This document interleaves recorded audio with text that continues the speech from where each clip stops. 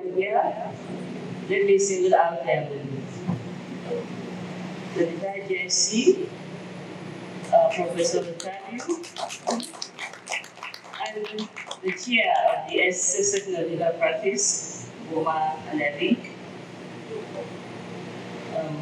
We have the DCRs here, we have the chair of Kadu, Hamisi Mboye. We have our High Court judges who are here with us, and other members of the bar and our bench. You're welcome to this session, which is basically on overview of the impact of judicial attitudes on arbitration in Nigeria. Arbitration is a widely used and respected alternative to traditional litigation, offering a private, efficient, and expert-driven process for resolving disputes.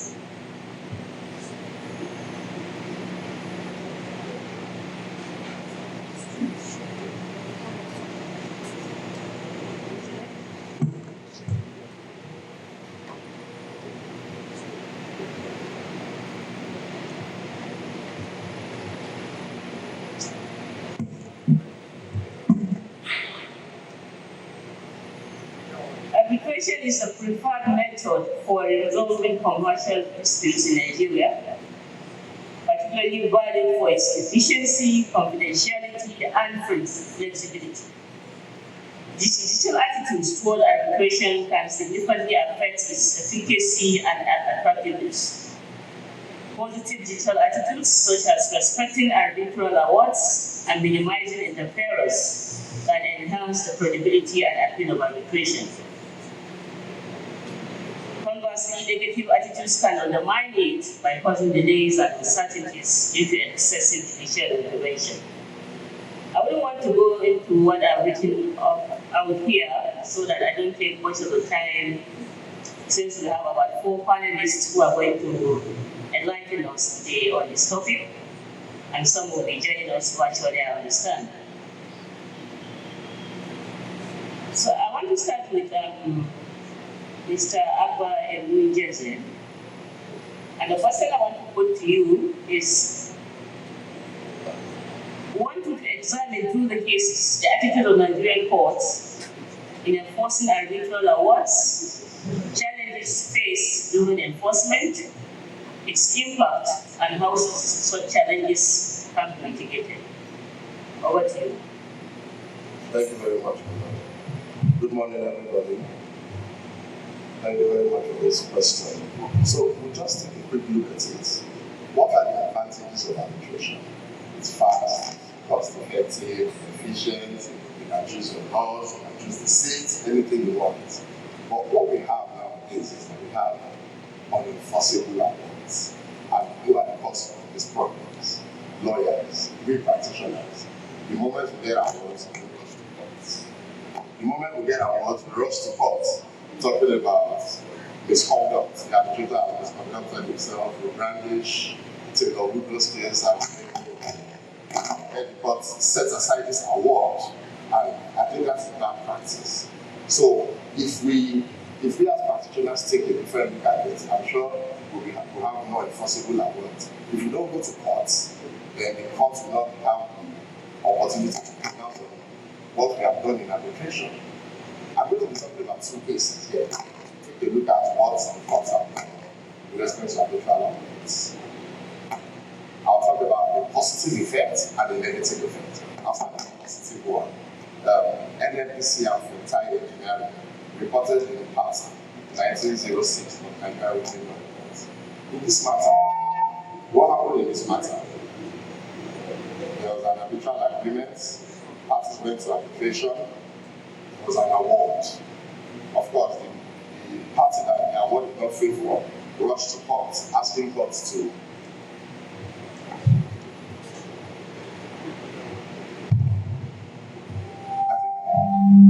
I think it's better. The party that the award did not favor rushed to court, asking the court to set aside the award naturally. The party whose favor the award was delivered went to court and sought enforcement. Federal High Court the court took a look at it and said, no, you people have submitted yourselves to arbitration. You must abide by it. dismiss the application to set aside. I uphold the application to enforce. And what do our colleagues do as lawyers? I know the money is a lot. When they tell us to come and set aside arbitration awards, the money is a lot, so we are tempted by it. We don't want to say, hey, go and abide by the award. They went up to the Court of Appeal. The Court of Appeal said, no, this award must be enforced. The application did not misconduct himself. To satisfy the bill. NNPC went on to the Supreme Court, and mind you, this has taken years in between the arbitral award and the award and appeals that are always there for. So we went to the Supreme Court and she said, no, you people have submitted jurisdiction of the arbitrator. You went through the rigors of the arbitral procedures. Now an award has been given, you must abide by it. And that was a very positive effect, because if the Supreme Court or any of the appeals courts had said, no, this award cannot stand, there is a negative effect of arbitration. So that is a laudable thing that the courts have done. 3 levels of arbitration, and they upheld the award. They said that they must abide by the award. Now let's look at the negative effect of what the courts have done on arbitral awards. So the other matter I'll be looking at is the case of UP and Trident Engineering. That one was reported in, I think, part, let me just be sure, part 1903, Nigerian Law Report. What happened in this matter? Parties entered into an agreement, dispute, and the party went to court. The second party said, no, there's an arbitral agreement, let us go to arbitration. State proceedings not pending the time to go to arbitration. But the court said no. The court considered section 4 and section 5 of the previous arbitration act and said parties must have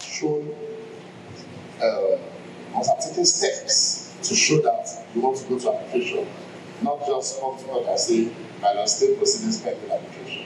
And that matter went all the way to the Supreme Court, and the Supreme Court upheld the ruling of the trial court, saying that the party who is applying for stay of proceedings arbitration must show that he has taken steps. And the disadvantage in that is that if I'm a defendant and you are taking it to court and we have an arbitration agreement, and you say I must show steps as a defendant, I don't have a counter claim. What am I going to do? Am I going to sign a notice of arbitration? Am I going to appoint arbitrators? I'll just sit back and not take any steps. So this is a negative effect, and I'm hoping that the courts, the apex courts in due course, will reverse itself on this decision to have a negative effect on anything the party has to do now is to go to court and say, I'll file an application or file a motion or a writ instead of going to arbitration, and the court will just say, oh, you be applying to engineering, we cannot stay proceeding, we have to continue the process, which will get you better arbitration government. Thank you.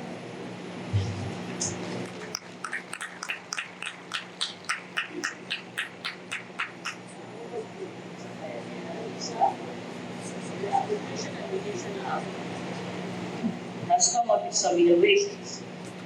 We want you to tell us what those innovations are and then how they have shaped the enforcement industry in Nigeria. Good morning, ladies and gentlemen. I want to start by standing on the existing protocols. As we know, one of the factors that shape judicial attitude in arbitration is the state of the law. So one of the issues that have been faced over time with the arbitration in Nigeria has been the opaque state of the old Arbitration and Conciliation Act. So this act has a lot of opaque provisions which led to some of the problems, because as we know, the courts apply the law as it is. They can't go outside the law. So with the coming of the new act in, last year in 2023, it came up with some innovations that serve as a turning point for arbitration. So I'll be examining some of these innovations, and I'll be highlighting how this innovation affects enforcement of arbitral awards. So first, I will start by stay of proceedings. We just heard from Mr. Abba that the Supreme Court in the case of UBA versus Private said if you don't take a step, you won't be able to have shown to have said that the court will not stay proceedings. But with the coming of the new Act, Section 5 says the court has limited the powers of the court to not to grant stay of proceedings. Once you come and show to the court it's a valid arbitration agreement, then the court is bound to enforce to stay proceedings and enforce and allow parties to explore the provisions of the arbitration agreement. This is as provided in Section 5 of the Arbitration and Conciliation Act. Prior to now, the court has the discretion to look into the agreement, to look at the validity of the agreement, to say, no, you have not done this. But with the new Act, if there is a valid arbitration agreement, then the court has to stay proceedings. So another innovation by the Arbitration and Mediation Act is expunge the issue of misconduct of an arbitrator. So prior to in the Arbitration and Conciliation Act, one of the grounds for setting aside of an award is misconduct of an arbitrator. And unfortunately, the Act didn't go to define what this misconduct is. So the courts have to go to common law. We have seen this in the case of Kano State Urban Development and Plans Construction. This is a case that emanated from Kano, which the court had to go to common law to define what arbitrator misconduct is. But in the new Act, the Act has expunged the issue of arbitrator misconduct and error on the face of award. So the court has no longer issues about arbitrator misconduct or error on the face of award, on the face of the award. So another innovation is the issue of limitation law. Prior to the Arbitration and Mediation Act, there have been a lot of arguments about when the limitation will start counting in arbitration. So the famous case of city engineering, has in that case the court decided that the limitation time starts counting from the time the dispute arose when the parties submit to arbitration.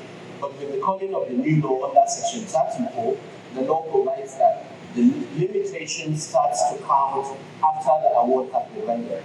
So this has also go a long way to shape arbitration.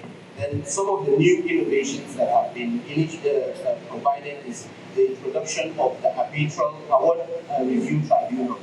Prior to now, once you're dissatisfied, you can just go immediately to court. But the Arbitration and Mediation Act has introduced another level which you can explore. Parties can, by virtue of their arbitration agreement, provide that in the event there is an award, they will provide for another tier or another avenue for another tribunal to consider the award on appeal. So they can, by virtue of their agreement, state under Section 56 that they can explore this arbitration review tribunal. So I now move to the issue of the power of the courts to award simple and compound interest, both pre and post award interest.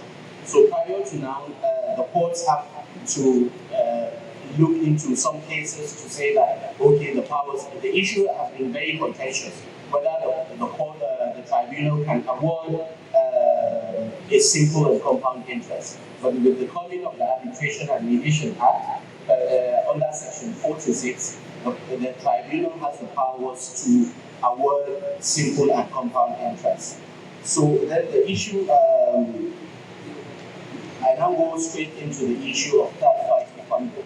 Third-party funding, as we know, is a concept that has evolved over time, which has been applied even prior to the Arbitration and Mediation Act. Other jurisdictions have encompassed this principle of third-party funding, but it is now with the coming of the new Arbitration and Mediation Act, it encompasses third-party funding, which provides under Section 50 that third-party funding provisions apply to arbitrations in Nigeria. The Act provides that an arbitral tribunal shall fix the cost of arbitration in the final award, and such cost shall include the cost of obtaining third-party funding. So another innovation by the Arbitration and Mediation Act is the appointment of emergency arbitrator and virtual proceedings. Prior to now, we don't have the provisions of emergency arbitrator, clearly provided for in the Arbitration and Conciliation Act. But with the coming of the Arbitration and Mediation Act, it provides expressly that the parties can appoint emergency arbitrator and to provide for emergency relief pending when the arbitral tribunal is composed. So, which is not obtained before in the previous act. Then also the Arbitration and Mediation Act also expressly empowers the courts to grant interim measures. We all know that interim measures are applicable in the courts or in litigation, but in arbitration, interim measures are also applicable, but it wasn't expressly provided for. But with the coming of the Act, this provision has been clearly provided for. Then also, the Act also provides for consolidation and concurrent hearings. So, but this is subject, because we all know that the issue of arbitration is subject to party agreement. There is a lot of party autonomy. So, issues of consolidation, concurrent hearings, and joinders are subject to the agreement of parties. If the parties agree, then the issue of joinder and consolidations will be applicable under Section 39. Then one of the most important innovations of the Arbitration and Mediation Act is the introduction of mediation and replacing it with conciliation. We know that the former act is even termed as the Arbitration and Conciliation Act, but with the coming of the new act, it is termed as Arbitration and Mediation Act. We all know how mediation has grown over time, which has gained acceptability, especially with the adoption of the Singapore Convention on Mediated Settlement. So this act has also incorporated the provisions of the Singapore Convention to regulate the issue of mediation under Section 87 of the Arbitration and Mediation Act. Also, another innovation brought about by the Arbitration and Mediation Act is the issue of the default arbitrator. Under the former Arbitration and Conciliation Act, if you don't state the number of arbitrators, then the Act provides that the default arbitrators is are three people. But with the new Act, it provides for sole arbitrator as the default arbitrator. Then we also have the issue of recognition of electronic communication as a means of arbitration agreement. We all know that technology has come to stay, so it affects a lot of things we do. So initially, even since before the COVID and before now, arbitration has been exposed to a lot of technology-driven activities. A lot of virtual proceedings are being conducted. So the Act also recognizes that any communication in electronic form could be termed as an arbitration agreement. Prior to now, the agreement has to be in writing and it has to be expressly stated. But electronic by emails and correspondence will also serve as arbitration agreement. Then finally, also there is the issue of the expedited proceedings rules, because we know arbitration is time bound. So to ensure that the time taken is being reduced, so the expedited proceedings, the Act provides that there can be expedited proceedings rules can be made so that to reduce the time in terms of the conduct of arbitration, and even for the courts in terms of determining where there is a challenge to an arbitration or where there is an enforcement to an arbitration. So these are some of the innovations that have been brought about by the Arbitration and Mediation Act. Thank you very much. Thank you very much, Mr. Ayisa, for that insightful presentation on the changes seen from the new Act. Our next panelist is joining us virtual. The question for him, that is Mr. Babajide Ayorinde, is we would like him to tell us how does litigation tactics and unintentional delays affect the cost and efficiency of arbitration proceedings, and to suggest mitigation measures that can be implemented to reduce the litigation practice and delays.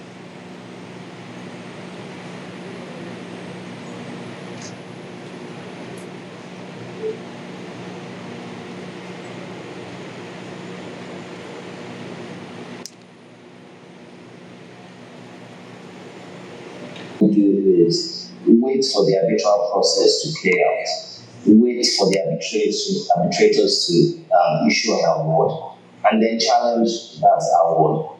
And the thinking then was that arbitration was merely the first one on the Nigerian litigation back then. And because we have what is essentially an unlimited or very, very lax right of appeal, what you find is that a lot of those awards get challenged all the way to the Supreme Court. You find that in that process you've lost 10, 15 years.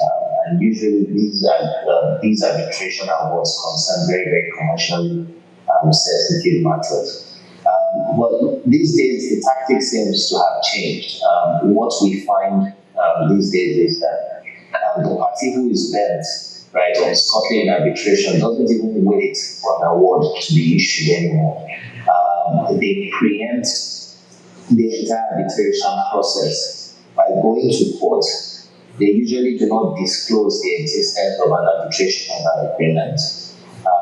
Quite often they apply for ex parte orders, and these ex parte orders either prevent the other party from commencing arbitration, or sometimes even go as far as trying to cripple their opponent by freezing bank accounts. So a lot of that happens these days, and when you're on the receiving end of those types of litigation tactics, it's really hard for you to come back from that. Now, one of the things that we've also seen is that fundamental human rights enforcement procedure, believe it or not, is increasingly being used to scuttle arbitration proceedings.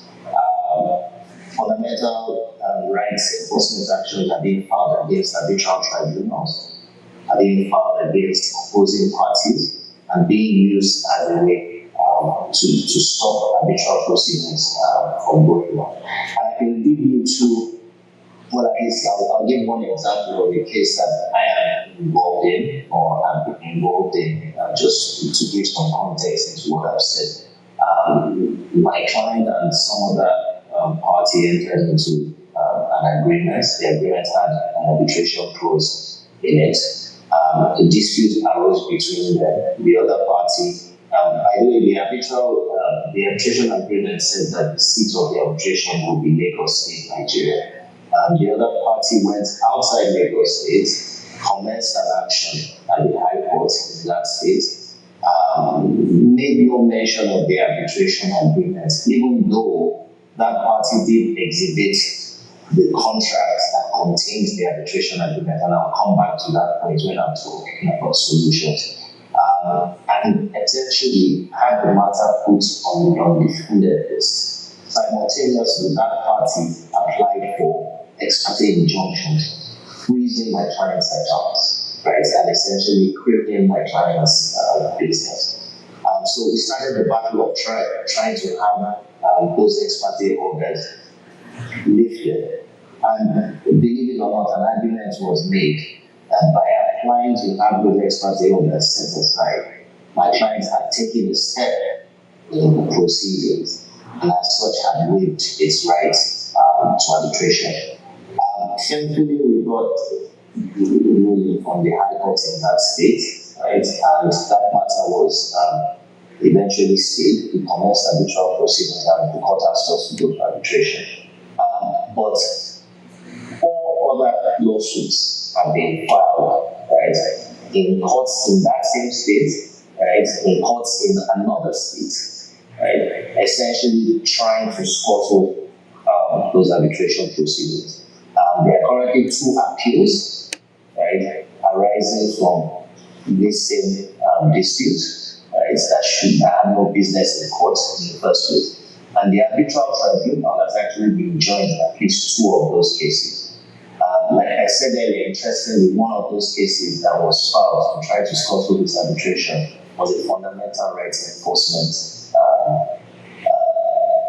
application. And surprisingly, this application was entertained by the court, and it was treated favorably.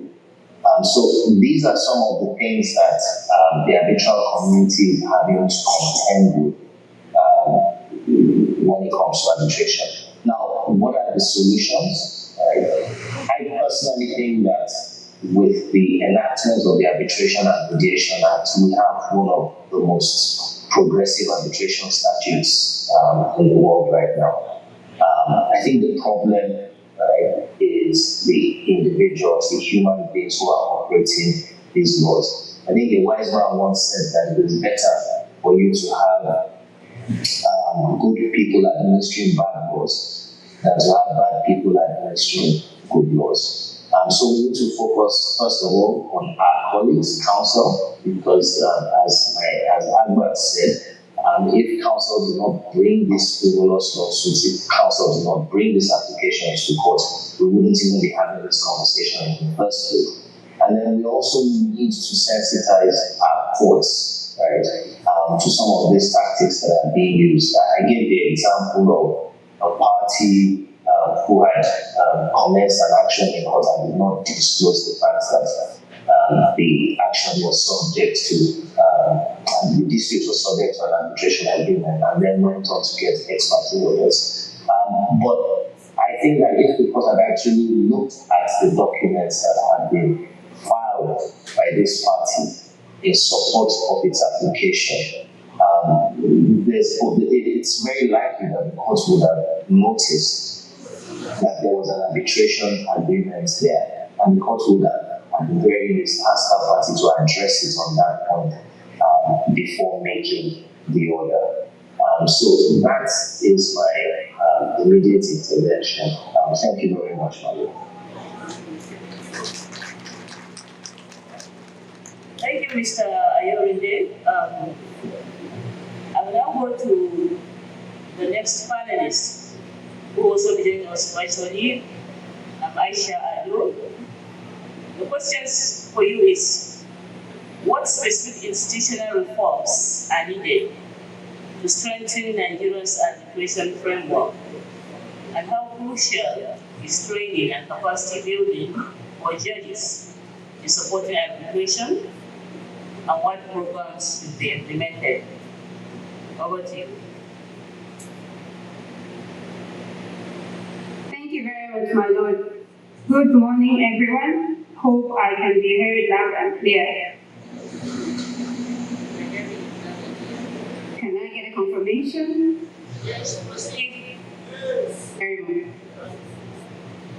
Thank you very much. Okay, so especially regarding the topic of impact of judicial attitudes on arbitration in Nigeria, I think one of the most important reforms that, to my mind, would have been ideal to improve on what we have already is enactment of laws, which the Arbitration and Mediation Act is one of the best steps that have been taken.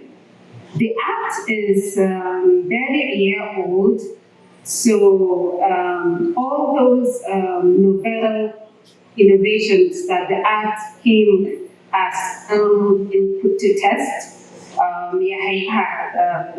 Mr. Didi enumerated those innovations. Those were, especially by the wise authors or those who were behind the creation or the drafting of the Arbitration and Mediation Act.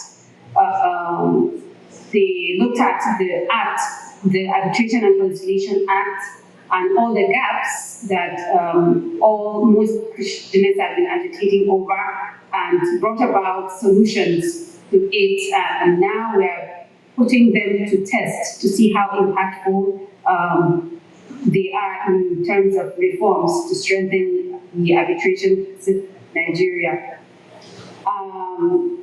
So that's number one. We now have a law which has brought about a lot of solutions to the problems that have been acting us in the arbitration system. So we've met them. In terms of judicial impact and attitude, so one of the most important reforms that I feel would be key in creating the right attitude and the right approach would be mainstreaming ADR education or ADR training in the scheme of the NJI, the Judicial Institute, especially where new judges are being inducted. I believe if ADR or arbitration is being mainstreamed in the courses that they are being trained and inducted on, it will go a long way in equipping them with not just the knowledge, because I am aware that a lot of judges are taking courses in arbitration, in ADR, but then we're not getting the right impact in terms of understanding and approach. So if we have ADR being mainstreamed in judicial capacity building, and I'm sure judges have conferences, and it is important to also have ADR or arbitration as one of the important topics to upgrade and build up the capacity of judges. The most important thing is the understanding of the perspective and approach that facilitates smooth working of arbitral system. So a lot of judges and even lawyers have a general understanding of arbitration, but do not understand the approach, hence those challenges that the previous speakers have enumerated in terms of sometimes the litigation that goes against arbitration is inadvertent, not even intentional. There are a lot of lawyers who have a general understanding of arbitration, but do not understand the implication of something as simple as respecting the arbitration agreement, the ADR clause in the contract agreement between their clients. So that is very important, and that is why it is so important to have trainings that would enhance the capacity and understanding of not just the judiciary, but also lawyers in terms of ADR practice, especially arbitration. Then I have had cause to mention in different conferences and engagements where ADR institutions would come together to discuss the framework, to discuss challenges, to discuss services in arbitration. One which was the ICC, International Court Arbitration Conference. I remember participating for 2 days, and one of the things that I noticed was in most of the sessions, part of the challenges that were being discussed were attitudes of judges, judicial attitude, especially in enforcement of our work, especially in respecting arbitration provisions in contractual agreements in cases. So, but then I noticed around the room that among participants, there were no judges. It was in Lagos, I remember.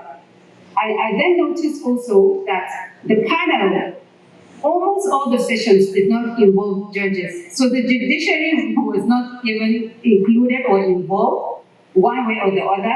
And I remember speaking up to draw the attention of the organizers that if the most challenging aspect of the practice or aspect of the smoothening of the process is judicial or attitude of judges, then how come we are not involving them in these discussions? If at least we could hear also from them if they are having any challenges adopting or applying the arbitration, especially where the parties come to them even when they have an arbitration agreement. So it is good to hear from the judiciary, and then, of course, to enlighten them as well. If the challenge is that they do not have good understanding of the process, or if it's not clear to them how it's applied, then those engagements will enable them to have a better understanding, and then also improve on the quality of the process. So that is important in terms of capacity building, in terms of stakeholder engagement.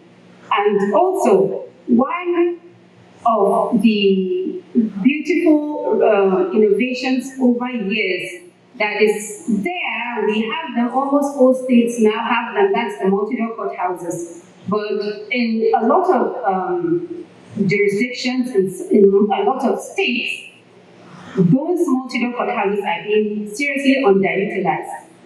I remember we had a conference about a month ago.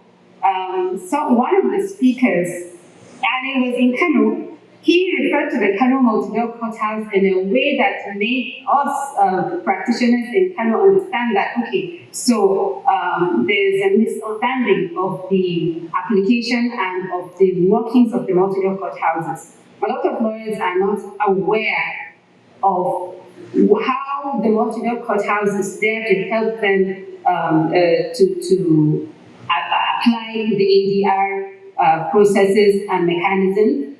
Even the judiciary, I think there's a gap in understanding, because really a lot of cases can be dealt with if they are referred to the multi-door courthouses. So I think part of the reforms, especially in terms of training, would be for the judiciary and lawyers to have better understanding of the application and the function of multi-door courthouses in order to help in better application of the laws that we have that are really there to encourage and smoothen the processes, and also better the general framework of arbitration in Nigeria.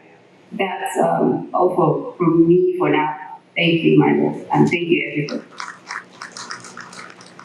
Thank you for your very useful contribution to this topic. Now, I have another question for Mr. Babajimi Ayorinde, and the question is, what are the main discrepancies between Nigeria's arbitration policies and actual judicial policy practices? And how can we resolve such misalignments in line with international standards?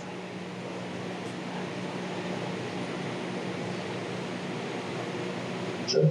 So, in terms of judicial policy in Nigeria, as with many other aspects of our lives, we're not short of good policies in Nigeria. The Nigerian judiciary has come out strongly in favor of arbitration, and you can actually see that in the cases that emanate from our courts, especially the apex courts. I'll just quickly cite a few examples. In the famous MD Lupex case, the Supreme Court came out clearly that it admonished courts to always respect arbitration agreements, and encouraged courts to always refer parties to arbitration anytime they brought such disputes to the court. Subsequently, the Supreme Court in Ekonye versus Imokwede, actually, I think it was my Lord Kekere Ujesi that referred to Nigeria as an arbitration-friendly nation in that case. And in fact, the Supreme Court went the extra mile to enforce an arbitration agreement in that case, even though it was a defective agreement. It was what we call the pathological arbitration agreement. You also had some years ago the former Chief Justice of Nigeria, Justice Onogia, coming out with a very positive practice direction, if I may use the term, urging all the heads of courts to direct their judges that anytime matters that were subject to arbitration agreements were brought before them, that they should decline jurisdiction and send the parties to arbitration. I believe even the Federal High Court at some point, the Chief Judge of the Federal High Court at some point, issued practice directions to the judges of the Federal High Court on what they should do when they are faced with actions that have been brought before them that are subject to arbitration proceedings. So we're not short of the right words, we're not short of the right policy. The problem comes at the stage of implementation. And sadly, it usually happens at the court of first instance. Maybe there is some, maybe they're thinking that arbitration is some form of a threat, right, to litigation and the traditional court system. But we find that quite often at the court of first instance, that is where a lot of harm is done to the arbitral process for the arbitral awards. So in terms of solutions, my suggestion would be, and I think my colleague Aisha alluded to that, we need to include judges in this conversation. We need to include them in the training, right? It doesn't make sense for us as advocates to constantly train ourselves in arbitration and go for all these conferences and yet not include the judges who are most likely going to have to deal with these disputes when they are rightly or wrongly brought before their court. So I think we need to carry the judiciary along. We need to see them as partners in this arbitration journey. I also think that a lot of scrutiny needs to take place, right, in commercial disputes that are brought to the courts. I think time needs to be spent looking at the documents that are found, especially when a party is asking for ex parte orders. I think it's also important to draw the attention of not just my colleagues, lawyers, but also the judiciary to the provisions of Section 1 of the new Arbitration and Mediation Act. That section sets out the objectives of the act, the objectives of arbitration in Nigeria. It says that arbitration, right, the arbitral process, right, or arbitral dispute should be dealt with in a speedy and efficient manner. We seem to lose sight of that. I think if we keep that in our consciousness, right, in everything that we do relating to matters that are subject to arbitration agreements, we will get things right. Finally, right, I think it's about time the entire community starts to see arbitration not just as a way of resolving disputes, right, but as a catalyst to economic growth, right. I think we do not pay enough attention to the benefits that arbitration brings to our economy. Apart from that arbitration helps to decongest our costs, it's actually a major revenue, and that's why a lot of jurisdictions these days in Asia especially are trying hard to be seen as friendly arbitration seats because they're trying to attract arbitration work. I'll round up with just one statistic. Right?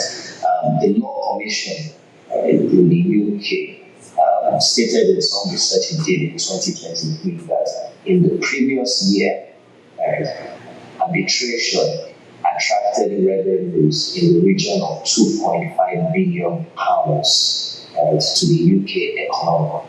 That's what arbitration contributed to the UK economy. I'm not going to bother trying to convert it into naira. I will be holidays to do that in their time, but that is the scale of money, that is the scale of benefits to our economy that we will lose because we're not practicing arbitration in the way that we should. Thank you very much for it. Thank you very much, Mr. Ayode, for that very insightful contribution. I would like to pose this same question to the first panelist, Mr. Alba Emojize. So, Emojize. Yes, are there any discrepancies between the arbitration policies and the actual judicial practices? And if there are, can you just give us an insight into how these discrepancies can be resolved in line with international standards? Thank you very much for that. Yes, I must say that there are discrepancies between arbitration policies and judicial intervention. And I'll go back to case UBA and Canada's. That case is very important because for us in the arbitration community, we say that that case, although it was decided in 2019 prior to the very welcome arbitration and Intelligence Act, and that act has been tested in court, and it's a very reported decision with respect to that committee. We are hoping that by the time that act is tested, we see more positive judicial intervention, and we also see that we also see a repeal of the decision in UPA and finance. In that matter, the court reviewed section 4 and section 5 of the previous act, and it said that you must take steps. And like I said earlier, if you don't have any counter claim, if you don't have anything to do, you're not going to take any step, and that just kills the arbitral process. And that matter went all the way to the Supreme Court. In fact, in that matter, costs were awarded against the council, which I think should not have been, because the council, in my view, the council had a valid agreement. There's an arbitration clause, there's an arbitration agreement, it has to be involved. And even in the affidavit in support of the application at the lower court, the respondent stated that they are ready, willing, and able to proceed to arbitration.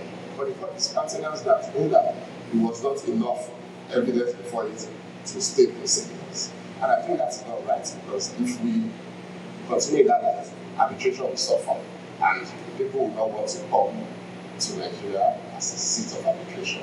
Anytime we see that authority, that's that investment authority in that regard now. Anytime we see the authority, everybody wants to pay, everybody wants to come to Nigeria for arbitration, because once a party goes to court, that's the end. Arbitration is dead. And there's another instance where this was a life case where we applied for, of course. We applied for to set aside an arbitral agreement. And the court said, no. We raised copious arguments, we talked about misconduct and everything, we raised many grounds. But the court said no, and relied on previous proceedings. You people have submitted to arbitration. Go ahead and do what you are saying. Do not go back and say the court has misconducted itself. Or what have you, or all the things that lawyers would say when they want to set aside arbitral and what they have participated in.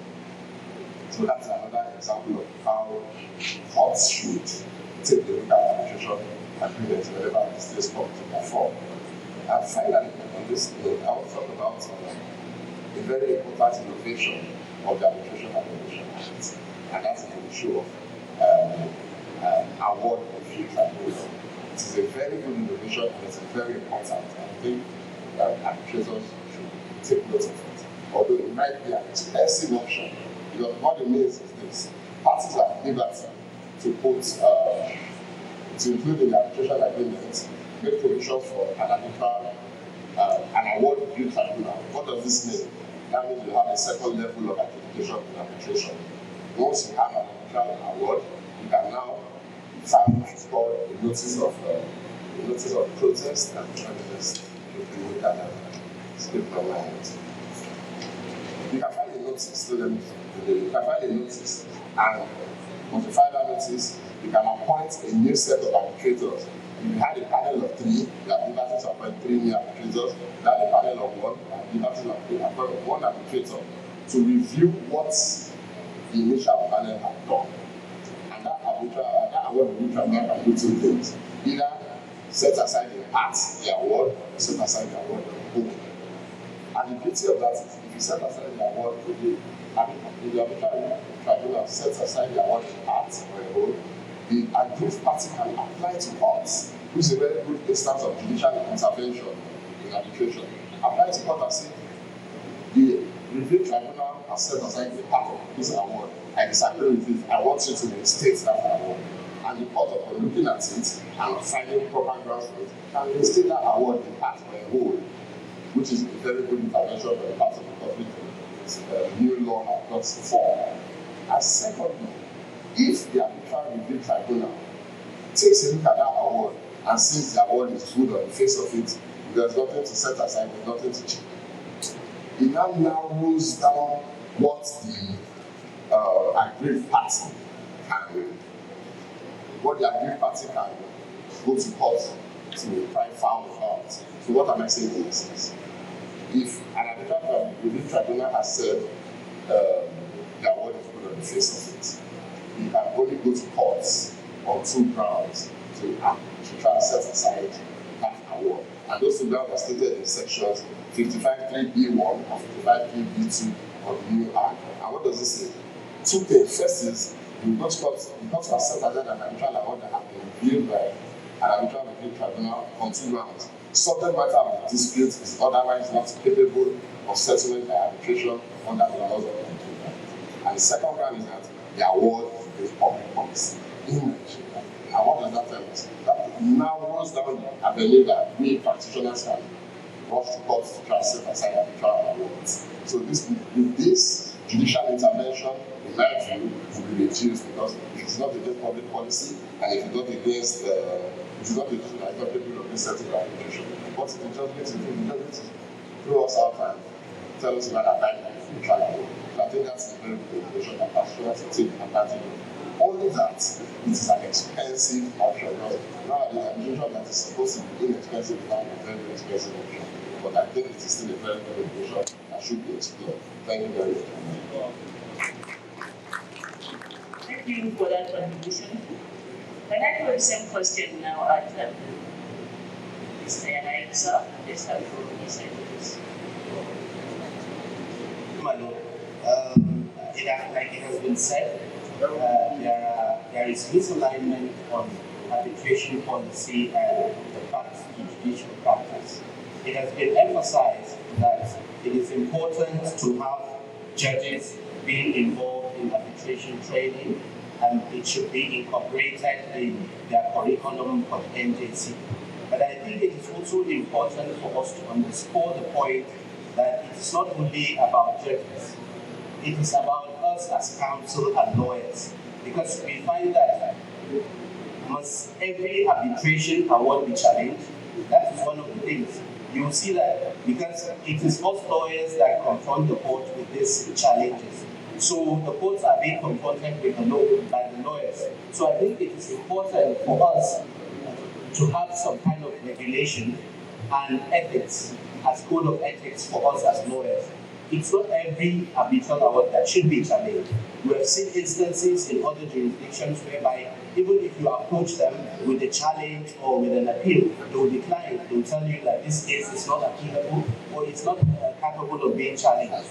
But in this jurisdiction, we don't have it that way. Every case is capable of being appealed. So I think something needs to be done so that we can have regulation in place that will help in terms of curbing the excesses of lawyers that are causing problem to this litigation. And also, I think it has been also said that the issue of institutional reforms, one of the basic components in arbitration is there has to be institutions that administer arbitration.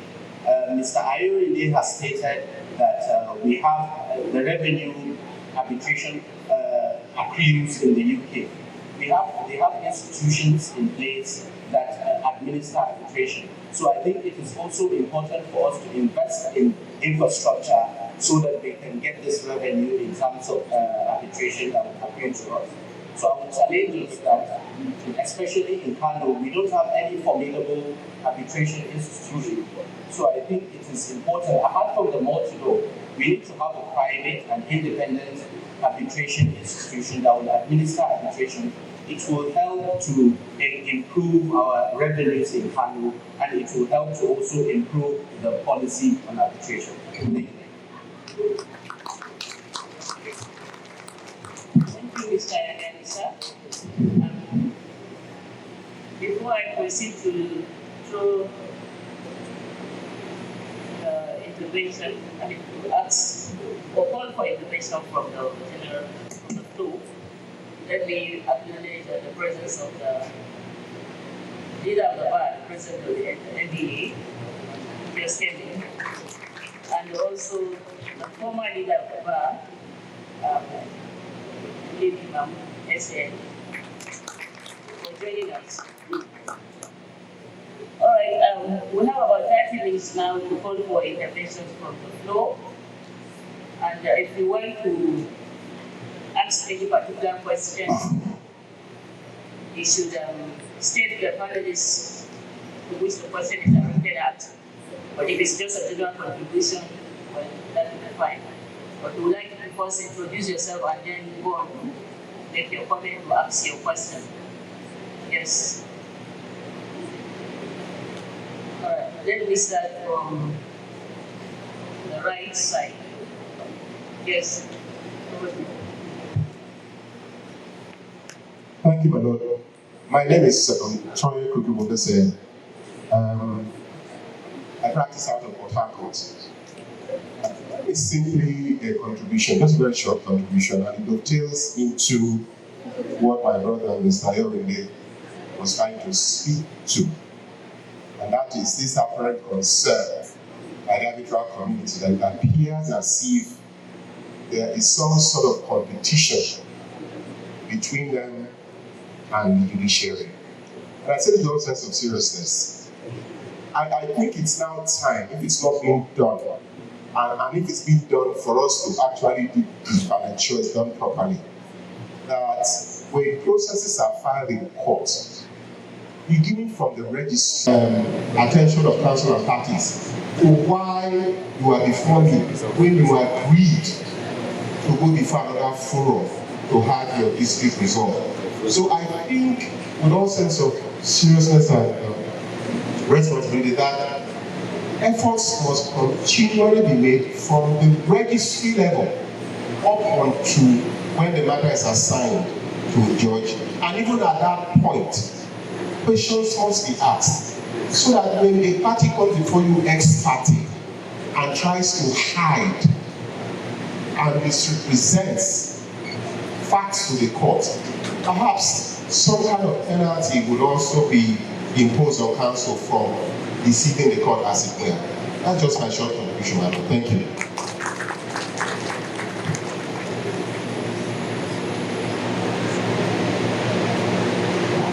My name is Oladipo Tolani. I practice in Kaduna.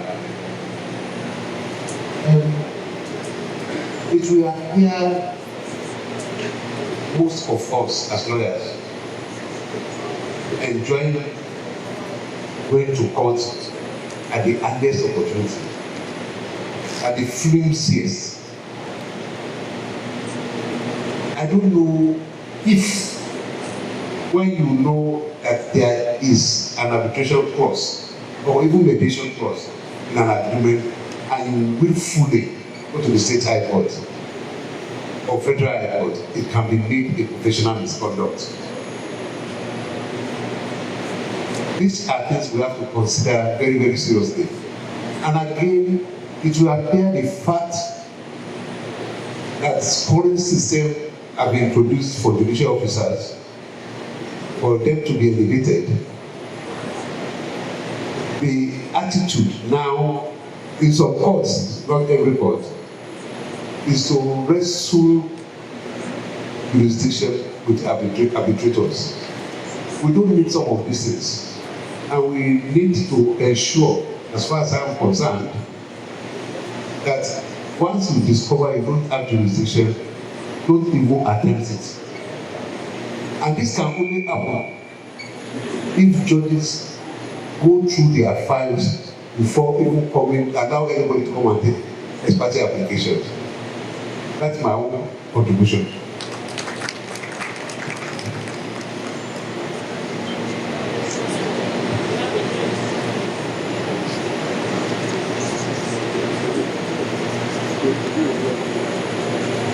Good morning, my Lord, the Chairman. Please permit me to stand on the existing protocol. Mine is a challenge to the NBA Karo and the Ngogo branches. My Lord, it's common knowledge that our courts are overwhelmed with cases. Virtually all the judges are complaining. And I noticed that I think our lawyers have failed in Kano to embrace ADR. That is why our courts are overwhelmed. Kano should not be as litigious as it is now, but because I suspect, well, I believe that the lawyers prefer to go into litigation than resort to ADR, which is faster and well, it's as lucrative, even if not more than litigation. So it's a challenge. So I would want to seize the opportunity to call on the lawyers to please embrace ADR so that the courts will be relieved of the burden of too many cases. 90% of these cases can be resolved through ADR. Thank you very much. Sorry, my name is Hanif Sanus Yusuf. I'm a judge of the High Court of Kano State.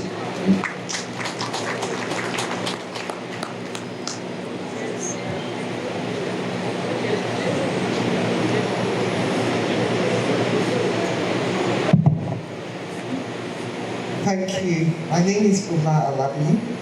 Mine is a comment, my Lord, and panelists. I hear the panelists throughout bang the figures about how much the United Kingdom is making out of ADR, 2.7 billion, and so on. I also hear the panelists who talks about infrastructure as a way of getting more ADR work into this jurisdiction. I would humbly suggest that the first thing we have to do is, as a profession, ensure that we stick with the ethics of our profession.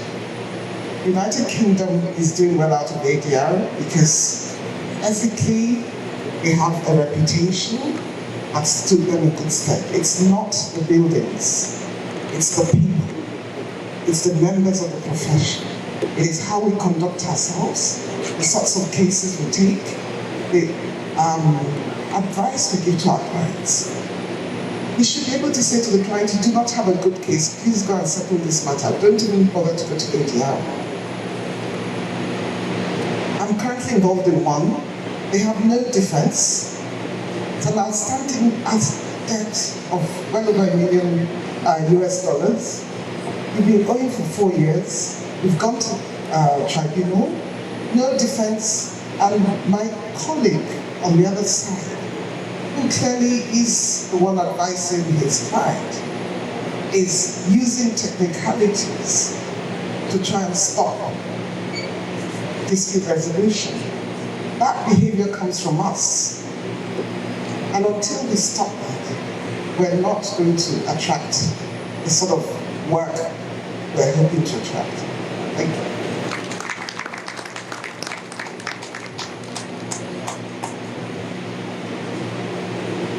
Good morning, distinguished ladies and gentlemen. My name is P.C. Minu, Judge, Rivers State High Court.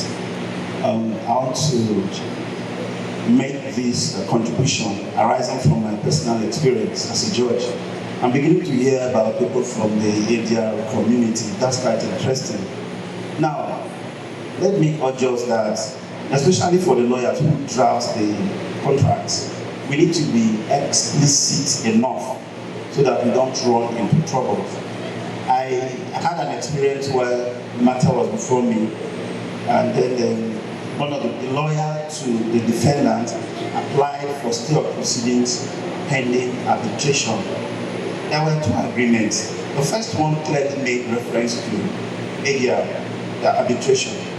But there was a second agreement which made no reference whatsoever to arbitration. Now, I placed the two agreements side by side, and I took the position that the subsequent agreement novated the earlier one. The counsel to the defendant got agreed and appealed. Now, the thing is this, that before he made the application for stay of proceedings, he wasn't sure whether there was actually arbitration or not, because if he was sure, at the time he filed his statement of defense, he would have made that application. But he waited for a reply to happen. And that reply made passing reference to an earlier, and then he came alive and said, oh, you have referred to this, that means there's arbitration. And I said, no. The subsequent one, having not made any reference whatsoever to the earlier agreement, novated the earlier agreement. They are on appeal. I have adjourned the matter to a time that would accommodate for the Court of Appeal to take a decision. And I told them that if the Court of Appeal decides, let me know whether I was wrong or right. But then the point is that the arbitration community, lawyers or what, should be able to make these things as explicit as possible so that we know what we're dealing with at every point in time. Thank you.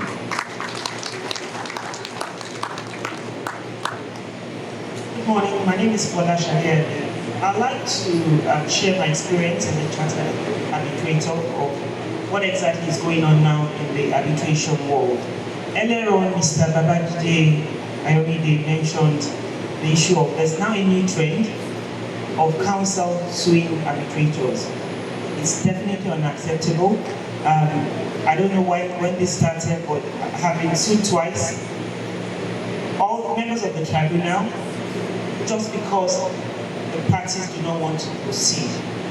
It's very sad, but I'm happy that the new Arbitration and Mediation Act has now provided for immunity, which has not been mentioned for arbitrators. I think it's really necessary that ethics of the profession is adhered to, which is what the chair said earlier on.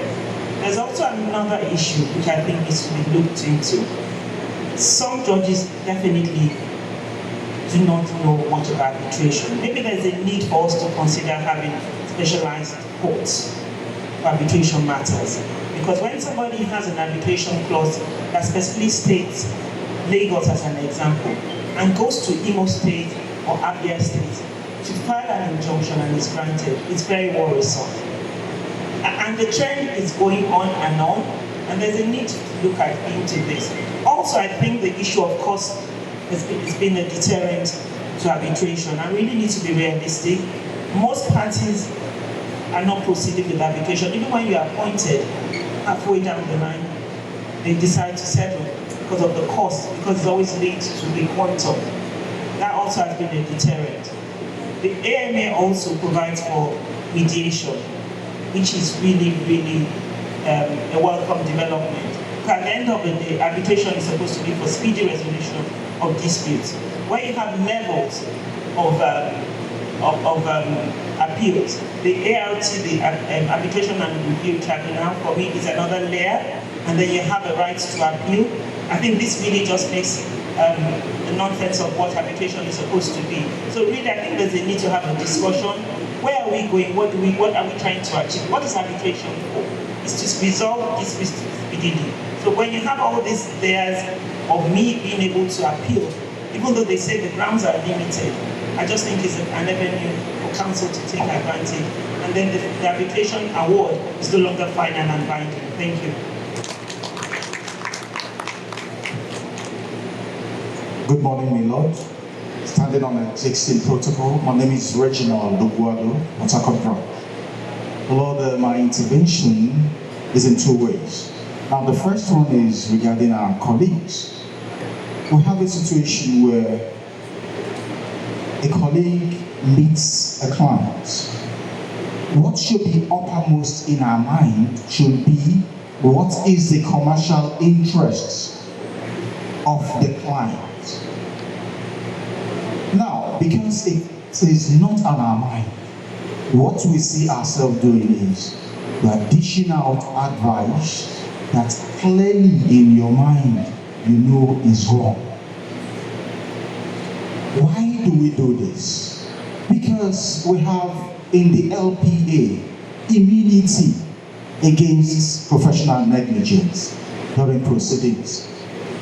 If that is removed, I'm sure we'll be more circumspect in dishing out advice and running to the courts.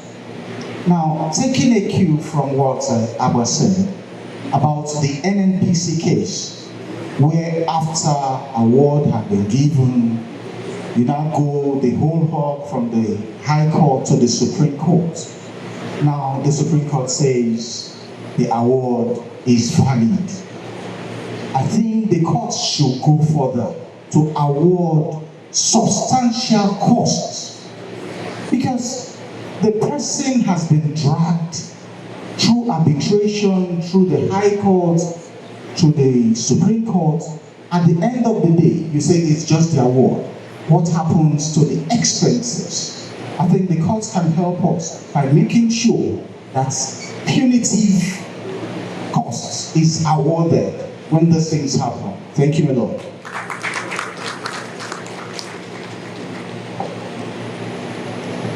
Thank you, my Lord. I stand on the existing protocol. My Lord, I just want to make two suggestions. Maybe possibly it will aid this problem we are having. One, I see that the arbitrators should see themselves as reconciliators other than passing judgment. If you reconcile two persons and they come to an equilibrium position, you will give a verdict that will not be challenged because they all consented to that position.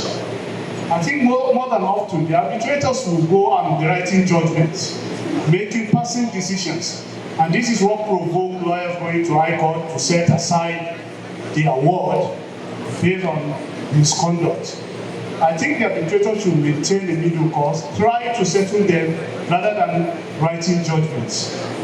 Two, I think we need to have a panel that arbitration award will be appealed to, rather than, and probably the law should now go further to say that if you have problem with the award of arbitrators, what you do is go to appeal panel of arbitrators, and from there it ends there. I think that will lessen unnecessary application, asking for setting aside the award made by arbitrators. Thank you, my Lord.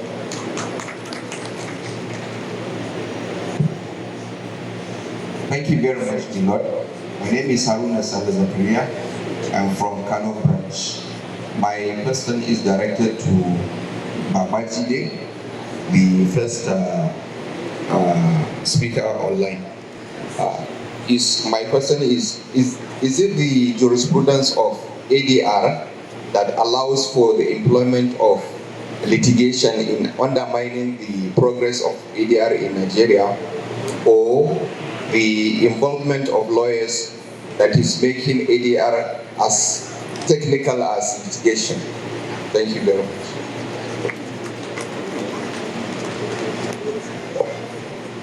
My Lord, my name is Yahya Muhammad Sani from Kano Mosudo Court House.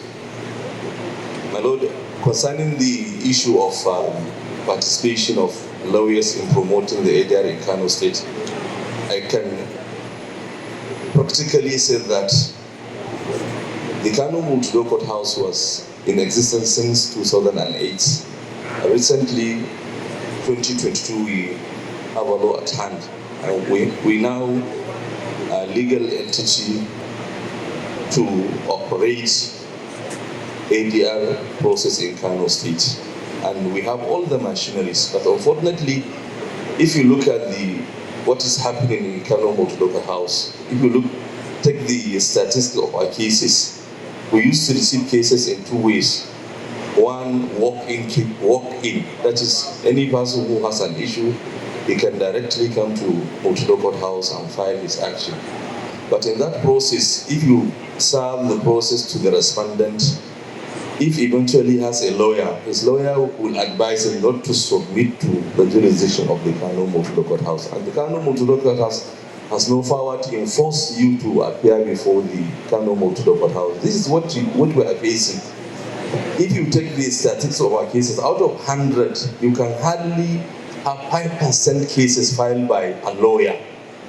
Even if in court referral cases, the case was referred from either magistrate or high court, and if the parties appear before you, the first thing the lawyer will say, he is not willing to continue with the ADR process, so he wants his case to be referred back to the Kano, to the high court for the continuation of the litigation. In conclusion, our lawyers here in Kano are not patronizing the process of ADR at all. This is my submission. Thank you, my lord.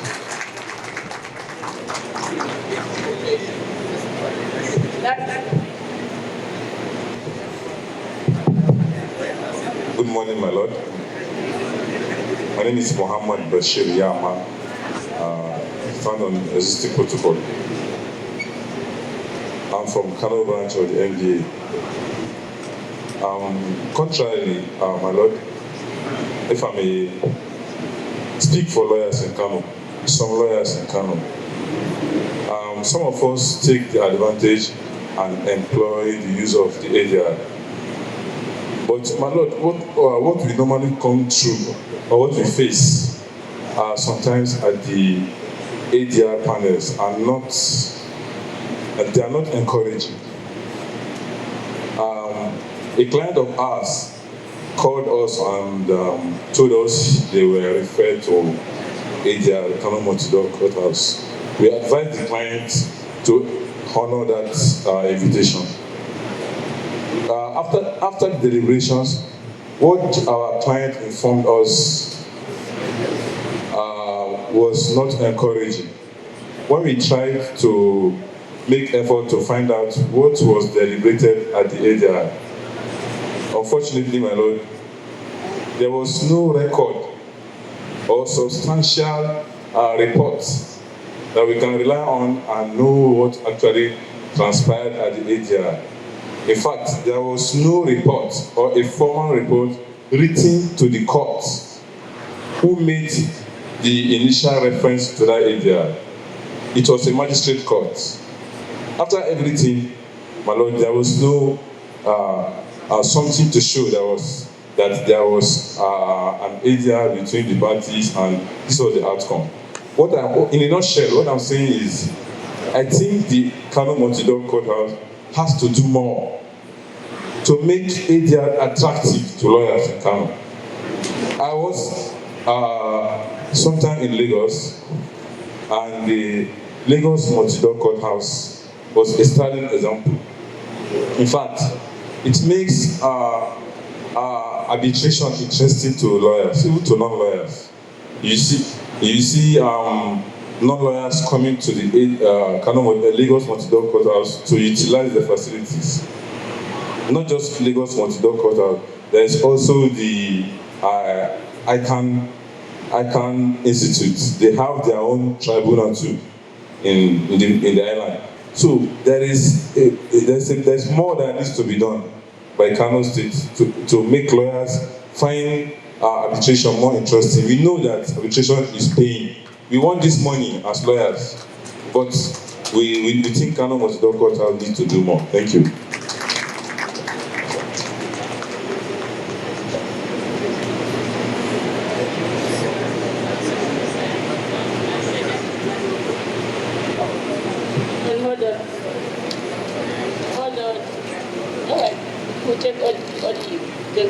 Thank you, my noble Lord. I have some comments and few questions that the panelists may consider in their concluding remarks. First is on the issue of raised by noble Lord, the Judge of Rivers High Court, on that is before him concerning arbitration that's on appeal. Once in an arbitration agreement, once there is separability clause, whose effect is to make each of the clauses of that agreement independent, and that agreement is binding, the probation can then take away the jurisdiction of the arbitral tribunal. But the proper thing is to refer that case if the first agreement is valid in all its material particulars and there is a separability clause, it should be referred to arbitration. That has been the national standard.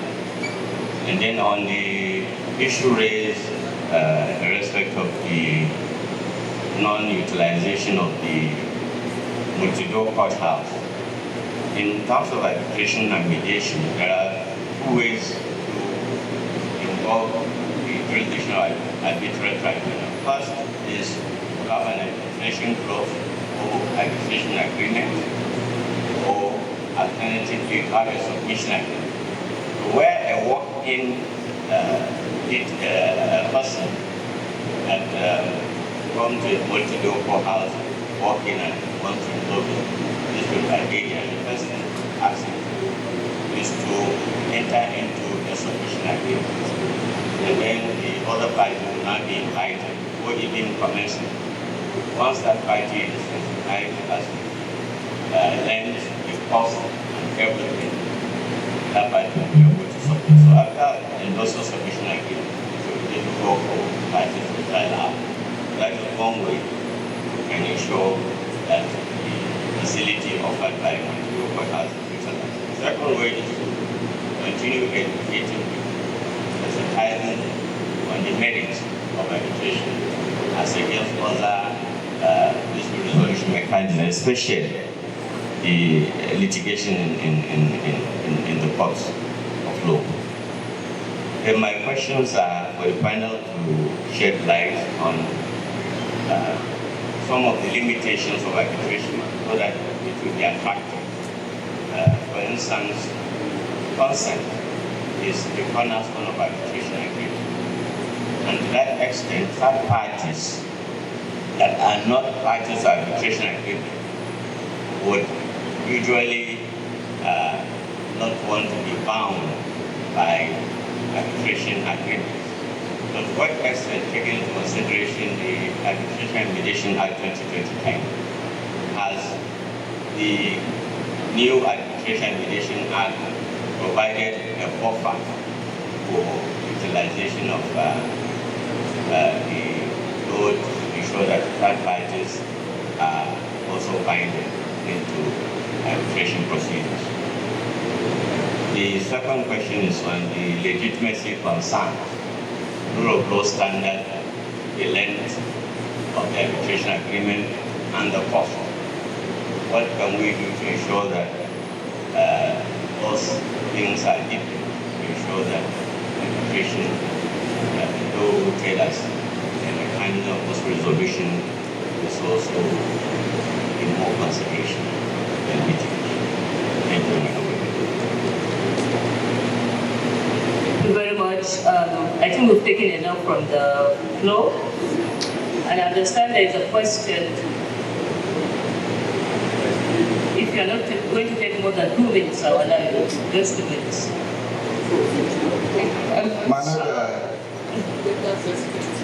May I stand on the existing protocol? My name is Rilwan Umar from Kanuba. I want to join my colleague who Malad just said that in Kanuba.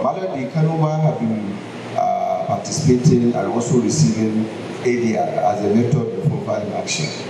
The Kanuba must do much more than that. I participated in the ADR in Multido. Up to today, there was no report, no comprehensive report, and it's a referred case from the High Court. And there was no report at all. So we wasted more than 8 months without nothing to report back to the court. So they need to do much more on doing that. Right to that one also, I want to find out from the panelists my question, whether there was any method for people who are indigent, who have cases and those their cases supposed to participate in ADR, knowing the fact that the ADR is very expensive, they cannot afford it. Was there any window of pro bono, a sort of, within the ADR that people who are indigent and their cases need to be helped in deciding those matters speedily, whether they can also participate? Thank you, Madam. Thank you. There's a question directed at one of the panelists, Babajide Ayorinde. Let's have him respond to that question first. And of course, the one just asked, which is directed at all the panelists. Let's have his response on this, please. So I was asked a direct question about whether it was the arbitration statute or it was counsel that was essentially encouraging this incursion of litigation in arbitration. Arbitration and and litigation, and when I say litigation, I'm talking about the court system, they were never meant to be mutually exclusive. They were actually designed to complement each other. The role of the courts is to support arbitration. We should remember that arbitrators at the end of the day are not judicial officers. They do not have the coercive power of the state. So that is why almost all the major arbitration statutes provide instances where the courts are supposed to come in to help the arbitral process. I can give two quick instances. If, for example, it is necessary to compel a witness to come and give evidence before an arbitral tribunal, the law permits a party to apply to the court to issue a subpoena requiring that witness to appear before the tribunal. Sometimes it's necessary to get preservatory orders of court to preserve the rest while the arbitral proceedings are going on. So those are instances where the arbitral statute itself permits litigation, but only to support the arbitral process, not to undermine it.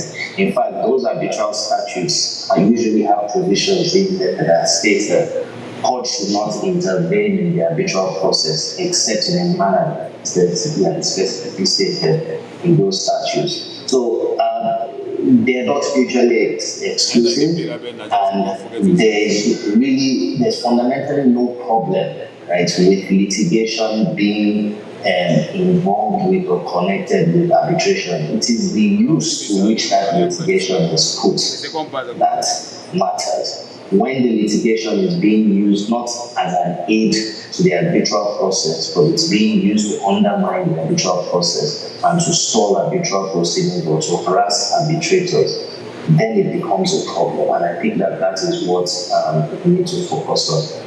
I think my Lord also referred to the last question, and the part that I got out of it was about indigent parties. Arbitrators are private citizens, and most of the time they carry out their functions for remuneration. That doesn't mean that law prevents an arbitrator from sitting as an arbitrator for free. But I think the bigger question, and this has been recurring for a while, is that arbitration is seen by a lot of people, a lot of members of the public, as being expensive and something that is out of the reach of indigent citizens, and as such is not attractive. I think this is one of the instances where the arbitral community itself requires some introspection, and we need to look into ways to bring down the cost of arbitration so that it is more affordable and more appealing to a wider spectrum of the society. Thank you very much, my Lord.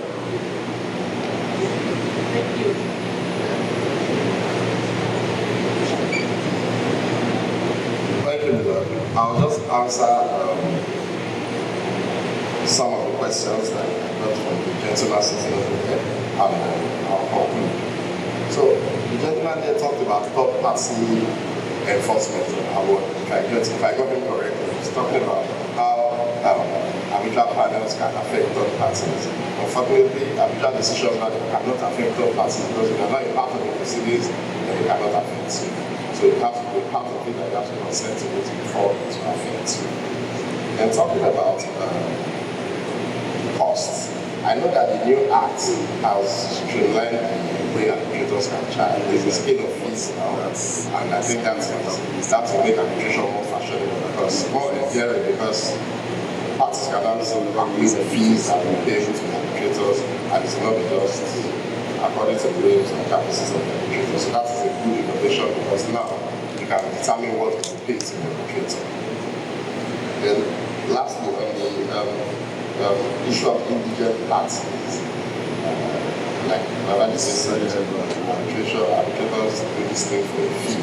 But with the advent of the multi-document house, I think parties can take advantage of the multi-document house, particularly in Lagos. We file matters in Lagos now, and they mandatorily refer us to the multi-law portals. And I can tell you that a lot of matters have been resolved at that level, free of charge. And I think that's a good innovation of going to the multi-law portals to various states and getting their disputes resolved. Even in Lagos, we have what we call settlement bills, where a lot of matters are defended there, and parties can even bring their own matters there, and they will resolve within time and free of charge, which is very important for the indigent artists. And to close, let me just state that, drive for what Mrs. Ali said, now that we have our World Review Tribunal, I think it is not out of place to suggest that the level of appeal for arbitral award should stop. Maybe at the Federal High Court level or at the Court of Appeal level. There's no need for us to go all the way to the Supreme Court to rehash what the Federal High Court or the State High Court or the Court of Appeal has said. Look at this example, the Mercury case now, Mercury and the Mokwe. This matter, the award was delivered in 2007. Went up to the trial court, they finished there in 2011. Court of Appeal 2014. Supreme Court 2019. What have we doing there for that long? Look at the NNPC and time. The award was delivered in 2006. Supreme Court laid it to rest in 2023. About 18 years after, there's no need, and all three courts said the same thing. There is absolutely no need for that. A major innovation that I know the arbitration community and the arbitration practice is that the level of arbitration should stop at a certain level. It might be at the High Court level, or it might be at the Court of Appeal level. It has to stop. We do not need to bother the Supreme Court with all these appeals that will take forever to the time. Thank you very much. Thank you. Thank you. Well, we've heard so much from the four panelists on the topic for today. A lot have been said about what the courts needs to do on their part towards achieving the aim of this arbitration itself. We've had suggestions on how we can avoid the challenges that have been faced in the enforcement of arbitral awards. Just because I've also pointed out a lot of innovations, so many innovations that have come with the new act, which will go a long way in helping to develop arbitration itself in Nigeria. We also had the parts that the judges need to play, and most of all, what judges need is a training, understanding of how arbitration works, so that when any matter that pertains to arbitration comes before us, we know how best to handle such matters. Interestingly, and fortunately, in Nigeria, once there's an arbitration clause in an agreement, that matter cannot be heard before a court of law unless the arbitration process is conducted. This is a tried matter, and I've heard some of the speakers from the floor raise issues on some of these cases that have been handled by the courts despite the fact of the agreements having arbitration clause, and what probably we should do when directing such cases. But I think that what the council on the other side needs to do, if once there's an arbitration clause in an agreement, and the other party decides to bring the matter to court, I mean, the next step we take is to inform the court by whatever is it, by word of application or even orally, and bring the attention of the judge to the fact that there is an arbitration clause in the agreement. And therefore, I think any court would readily, be started, not take up the matter, because in that wise, the court would have jurisdiction to proceed with the matter until the arbitration process is carried out. On arbitration, on enforcement of arbitration awards, I'm really not in a position to say much on this. But I think the reason probably, as some of you have mentioned, is that in this part of Nigeria, Kano, for example, we don't really have much cases of arbitrations. And as the director of Multi-Law Courthouse Kano also pointed out, there's not much patronage from the lawyers. Honestly, in the 18 years I've been on the High Court bench now, I've never had the benefit of having any case that has to do with enforcement of arbitral award before me. So let me just tell you, I don't know anything in that area.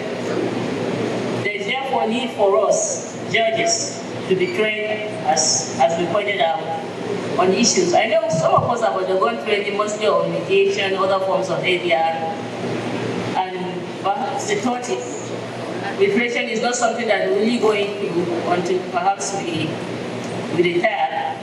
But then, given what has been said here, and the fact that some of these disputes concerning arbitration itself comes before us, there is need for us to have proper training and understanding of the arbitration process itself. So in this wise, we will also make suggestions to the AGI to include as much as possible programs and training on arbitration for judges in Nigeria.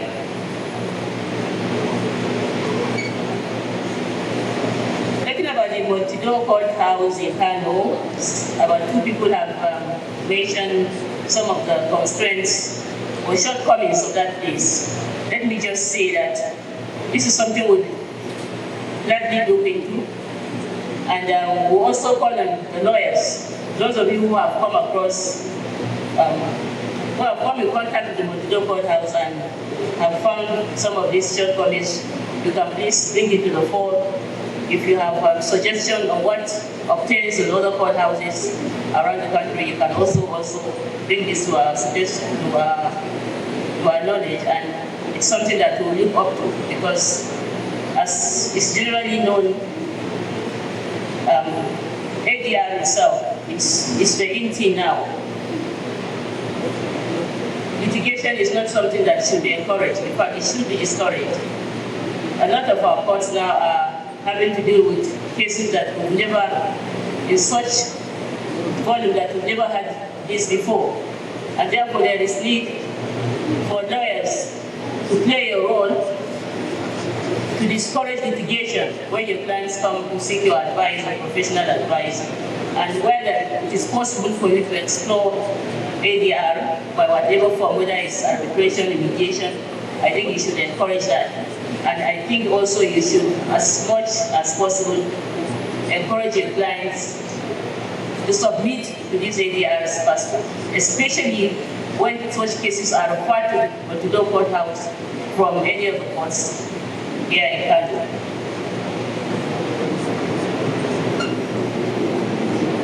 I think that perhaps there is need for us to have a law in place that would make certain category of cases, of disputes, have to go through ADR compulsorily before such matters can be litigated. Because I know in some of the states in the US, they have such laws in place, and it helps seriously because, as has been pointed out, the Multi-Law Courthouses do not have the power to mandate or force any litigant to subject themselves to the process of the ADR. But if you have this law in place that says a certain category of cases, you must go through ADR first, I think that will also help reduce the volume of cases we have in our courts, and also help generally in having a society where this concept of ADR is widely embraced, not just by the members of the legal profession, but the public, the general populace. On this point, on this note, let me thank all the panelists for their wonderful contribution. We've all learned a lot, especially myself, from some of the innovations and areas that need to be addressed to help the arbitration process work in line with what obtains with international best practices. And we want us to give a round of applause for all our panelists. Thank you very much for your contribution, and God bless. Thank you. Thank you, Chair of the panel. Thank you, all the panelists. Indeed, as we said from the beginning, it's been quite insightful. Please let's put our hands again together for this panel. Let me welcome in the midst Honorable Justice B.M. Ugo, GCA. Welcome, Lord. I would request that we come down from photograph. We would send you the plaque. We would not want to burden you with excess luggage, so we send to you the convenience of your home offices. Thank you very much once again. So as a step down, let me quickly say that it's one thing to hear, it's another to do. If we must achieve the overall efficiency of arbitration, mediation, and any other form of ADR, all hands must be on deck, both the bar and bench. So let's do what we have to. And remember, ADRO is a catalyst to economic growth. So once more, let's put our hands together for the panel.